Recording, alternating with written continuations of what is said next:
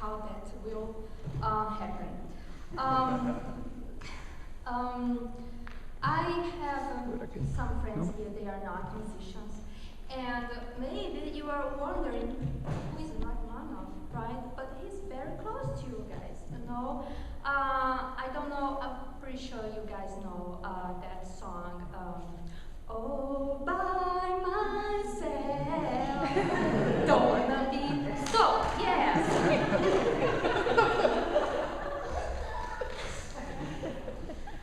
So, Eric Carmen, he took one of the second movement of the second piano concerto of Rachmaninoff. One of the verses he wrote based on this piano concerto. So he was he was inspired by this concerto. So, of course, you guys heard about the Rachmaninoff. And the other composer we are going to talk here is Tchaikovsky, who everybody knows is the ballet guy, right? Yeah, ballet guy. Okay, all right. So, okay, I will give a background about Rachmaninoff. Okay, so Rachmaninoff was born into a family of talented amateur musicians. Rachmaninoff's father was an amateur pianist who used to perform and entertain his friends. Elena, Rachmaninoff's old sister, introduced him to Tchaikovsky's songs. She was a noted singer, but had her career cut short by an early death. Another family member who supported his early interest was his grandmother, Lutakova. Rachmaninoff's first piano teacher was Anna Onatskaya, with whom he began lessons at age 9 in 1882. She convinced his parents to allow him to eventually study at the conservatory and to follow a musical career, and so became responsible for preparing him to entrance into the St. Petersburg Conservatory. In 1883, he was accepted into the piano class of Vladimir Demiansky at the conservatory, but continued his lessons for 3 more years at home with Onatskaya. In addition to piano lessons at the conservatory, Rachmaninoff also took classes in music theory, music history, and general subjects. Soon after he arrived there, his sister Sophia died in a diphtheria epidemic. This tragedy was followed by Elena's death in 1885.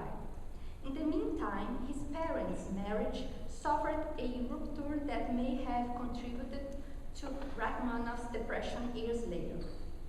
In the fall of 1885, Rachmaninoff was accepted into the class of the famous and notoriously strict piano professor Nikolai Sergeyevich Zverev at the Moscow Conservatory, whereupon he left his home and the St. Petersburg Conservatory and moved to Moscow. Rachmaninoff's daily routine included several hours of practice under Zverev's rigid supervision. Rachmaninoff and other of Zverev's most gifted students lived at his house rent-free. He supervised their lives and interests. His students experienced the great cultural life in Moscow, attending plays, operas, and concerts. As a teacher, Zverev's main concerns were showing his students how to produce a beautiful tone, how to resolve difficult technical problems without tension, and how to project rhythmic clarity. On Sundays, Zverev frequently invited some of Moscow's top musicians, artists, and intellectuals to his home to hear student performances. Although he was still living and studying with Zverev, in 1888, Rachmaninoff began piano study at the conservatory with his very successful cousin and former student of Liszt, Alexander Zilotti, who originally recommended Zverev as a teacher. Later that same year, Rachmaninoff began harmony and counterpoint classes with Anton Arensky and Sergei Danaev. As Rachmaninoff's passion for composition increased, Zverev unfortunately did not support this interest, believing instead that the focus should be on performance. The tension became such that Rachmaninoff was forced to move out of Zverev's house in 1889. They spoke again only after Rachmaninoff's graduation from the conservatory. Rachmaninoff took his piano final exams in 1891, coinciding with Zilot's resignation from the conservatory. 1 year later, he took his final exams in composition. During his final year at the conservatory, he wrote his Piano Concerto No. 1, as well as his required graduation piece, a one-act opera entitled Allegro. Allegro earned Rachmaninoff the Great Gold Medal, which had been awarded only twice before in conservatory history. Tchaikovsky was a big supporter of Allegro, and in 1893, the work gained additional prestige by being performed at the Bolshoi Theater. This effectively launched Rachmaninoff's career as a major composer. During the years of 1892 and 1893, he lived a very busy life as composer, concert pianist, and also conductor. Rachmaninoff's admiration for Tchaikovsky's work and for Tchaikovsky the person began early. In his early years at home, his sister Elena would often ask him to accompany her in informal performances of Tchaikovsky songs. At Zverev's Sunday house concerts, Rachmaninoff often met his great idol. While studying at the Moscow Conservatory, he made a piano duet transcription of the Sleeping Beauty ballet score through a commission by Zilot. After his graduation, Tchaikovsky became not only a friend but also a professional mentor. In 1893, Tchaikovsky died at the age of 53 during a cholera epidemic in Moscow. His death was a shock not only for Rachmaninoff but also for the entire musical world.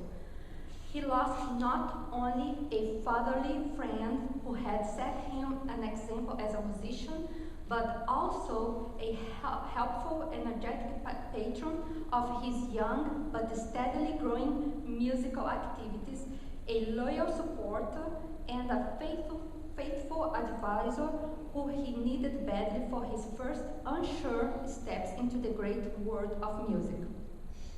Zverev died only 1 month before Tchaikovsky, forcing Rachmaninoff to deal with the passing of two important mentors within weeks of each other. Upon Tchaikovsky's death, Rachmaninoff began to work on the Trio Elegiaque No. 2, dedicated to Tchaikovsky, and especially molded on and inspired by the piano trio in A minor, Opus 50. Tchaikovsky Trio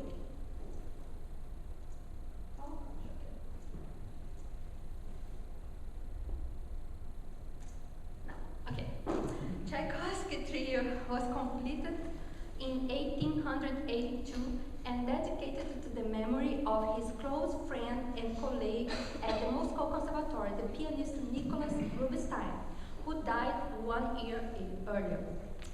The work is comprised of two long movements, the second movement in two parts, a structural plan that directly influenced Rachmaninoff's Trio Elegiaque No. 2. The first movement of Tchaikovsky Trio is a sonata allegro form. The violin and cello operate more like orchestral support, as the piano writing is quite intense and virtuosic, almost concerto-like. This is a characteristic of a Rachmaninoff's trio as well. Many specific technical similarities in the treatment of the piano between the two opening movements can be observed. In the examples, what are the examples? You gotta go again. Press it again.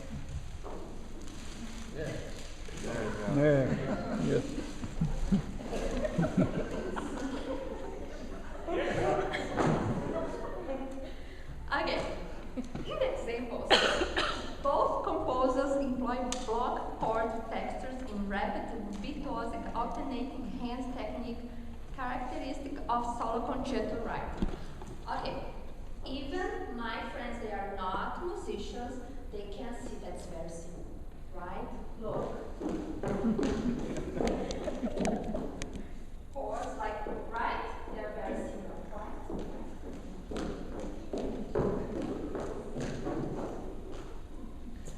All right. The next. Yeah, that's good. The next examples. Note how each composer allows the string to carry the melody while the piano supplies accompaniment in ascending broken chord textures. So we have here the strings with this line here, right? And the piano, look how busy it is. And here in the Rachmaninoff, it's busy as well. And here the string line here, sing it like a melody. Okay? Not that busy. Okay. Both trios employ theme and variations formed in their second movement. Tchaikovsky's trio contains 11 variations. By contrast, Rachmaninoff's trio contains only 8 variations, but balances the overall structure by including a third movement. In each trio, the theme is characterized by a simple melody played by the piano alone. Okay, so we have the Tchaikovsky theme there, and as you can see, like it's almost the same, right? The Rachmaninoff, if you look there, the line moving there, like the right, here, right, and then here, look, it's very similar. So this is it in both Tchaikovsky and Rachmaninoff. Okay.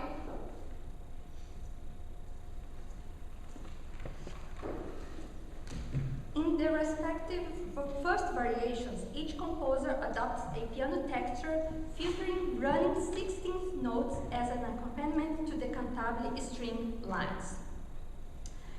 The third variation, this is so cool as well. It's a scherzoso setting featuring string pizzicato chords and fast passage work in the piano, creating a wheat effect. Okay. Alright, so Tchaikovsky concludes his trio with a final variazione finale e coda at the end of second movement. Rachmaninoff instead writes a separate third movement, which includes a short coda that serves the same purpose. The main themes of the respective first movements are restated in a slow, mournful setting. Even with many similarities in the form, melodic style, rhythmic ideas, and other technical details between the two works, Rachmaninoff did not wish to merely copy Tchaikovsky's trio. Although inspired by Tchaikovsky's compositional techniques, he applied his own individual style and personality. Rachmaninoff began work on his second trio in October of 1893, the day Tchaikovsky died, and finished it 7 weeks later. Rachmaninoff describes his experience of writing the trio through a letter he sent to a friend in December. Earnestly, intensely, painstakingly. Okay, good. All my feelings and powers were devoted to it. I trembled for every phrase, sometimes crossed out absolutely everything and began to think about it all over again. So now, this part on my written document, I explain the main difficult passages for piano, and I will just show a few examples because it's something very for pianists, and it will be a little bit boring for you guys. So I will be very nice with you guys this night, and I will show just a few ones here. Okay, so yeah, first movement. Okay, so for pianists whose hands have difficulty spanning the interval of a tenth, this short section can be uncomfortable, although, as we know Rachmaninoff's hands were very large and this posed no problem for him.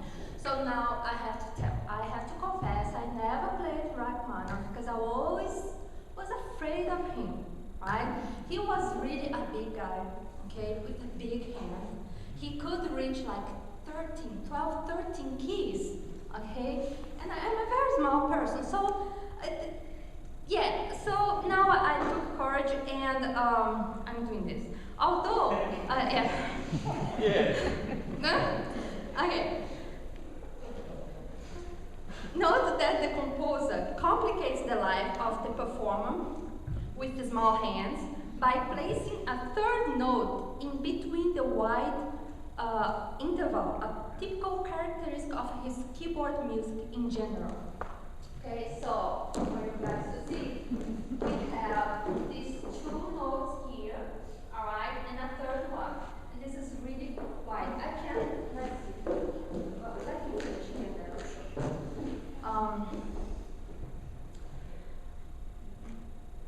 Okay, to avoid breaking the chord in performance, if the hand permits, it is helpful to place more weight on the top notes while stretching as much as possible. It may be necessary to experiment with different positions of the hand on the keyboard, moving into the fallboard over the black keys or moving out to the edge of the white keys. So, let's see this example here. As you can see, I'm very here to reach this one here, and this one I move to here to reach the other one. So all the time you have to do this kind of movement and spend as much as possible. So see, that's why we pianists, we are crazy about have a big hand and to try to open our hand. It's because of him. Okay.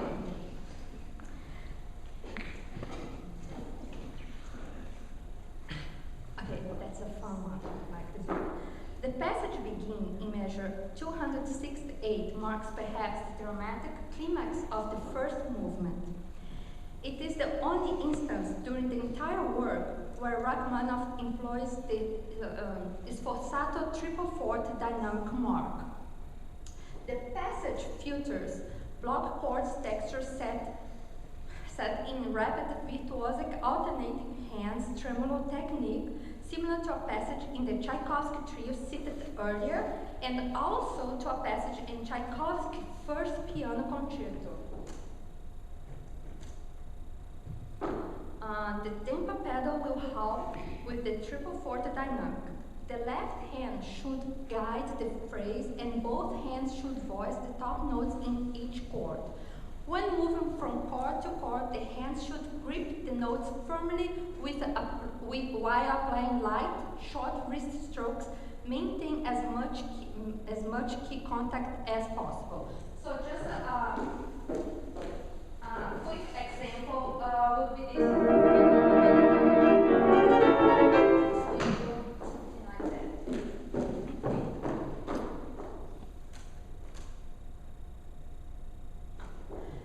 The second movement is comprised of a theme and 8 variations. The theme is adapted from his symphonic poem, The Rock, but without its chromatic nuances. So as you can see, he took the melody from that solo there, from his another work. So it's very similar. It is presented in a simple pastoral chorale-like setting, much like the theme to the second movement in Tchaikovsky's trio. This movement projects a more hopeful tone with moments of lightness and tenderness after the darkness and intensity of the first movement. The third movement is the shortest, is intense and passionate, and demands much strength and endurance from the pianist. It functions like a coda with material from the first movement being recalled. The intense and somber tone of the first movement, as well as its flashes of anger, return in this final movement.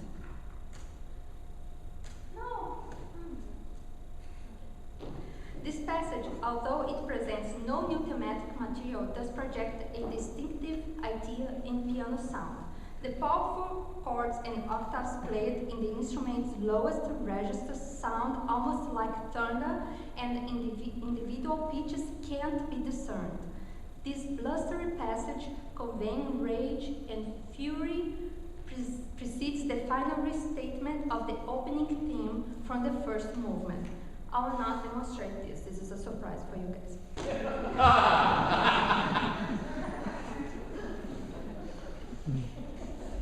You have to know if it was a thunder. If it will not be, I'll be so disappointed. Okay. In dedicating his trio to his mentor and friend, Rachmaninoff used the same phrase that Tchaikovsky used earlier when dedicated his work to Nicholas Rouge, in memory of a great artist.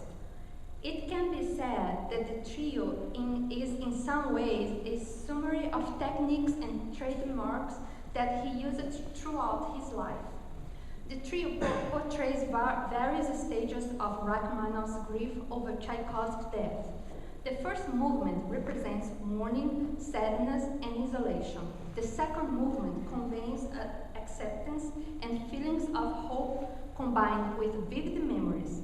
The third movement conveys a sense of anger, at times fiercely presented. His systematic training allowed him to channel his musical ideas effectively in expressing his unfortunate personal loss. In conclusion, the trio Elegiaque Opus 9 should be considered an important work in the chamber music repertoire, attractive for its passionate emotional content and noteworthy for the great technical demands and it places on the pianist. So, now it's done, this is done. I would like to, before we do our performance, I would like to share some words with you guys. You're only, I'm among friends here, so I really, I don't have words to thank Dr. Delon and Ms. Grimes for all their support that they gave to me during these 4 years. They believed in me all the time,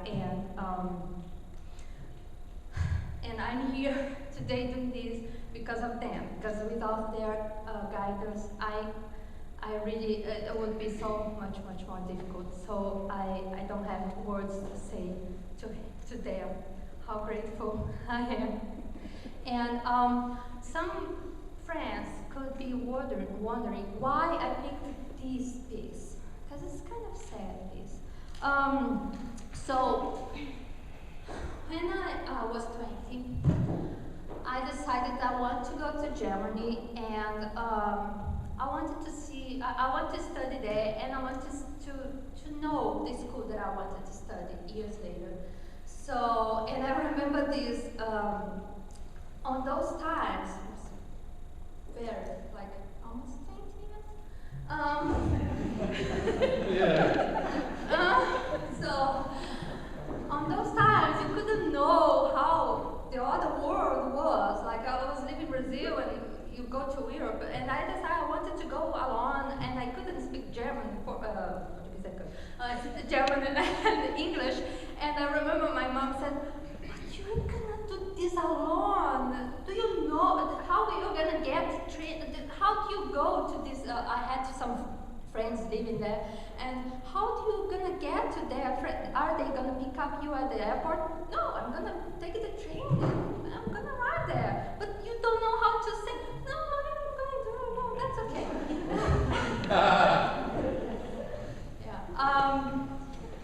And then when I got there, I was the only CD, I received this CD with this music. The faculty there, they recorded this music, and I didn't know anything about this music, anything. And I just heard, and that touched me so deeply, and I thought, oh gosh, who knows, one day I will be able to play these pieces. I thought it was so difficult on that time and so intense, and of course I wasn't mature enough to play that, but it was always my dream piece.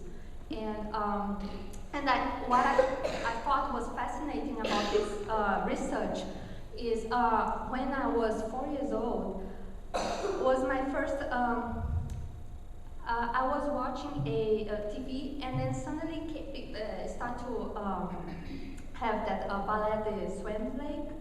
And then I heard, of course, I was impressed with the movement of the ballet and all that, but I was so touched by the music, and it was, of course, Tchaikovsky. And then after that, I was always like, I went to ballet class, and I always knew Tchaikovsky songs, always knew the pieces, and I was always fascinated by him. Today, he's not my favorite composer, but he was the one that touched me that deeply with the classical music. And my first recital, I played the one of the waltz of the Sleepy Beauty. And I think that's so interesting that I finished this degree, the highest degree that I can get, right?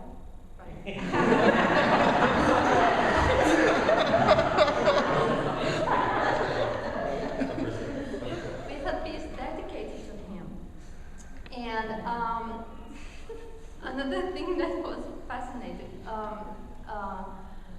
Tchaikovsky, he dedicated his piece to Rubinstein, and then Rachmaninoff dedicated this piece to Tchaikovsky, and he was living the grief. And one of the, there is one person only here in the United States that that wrote a dissertation about Rachmaninoff, about this trio in particular. This trio.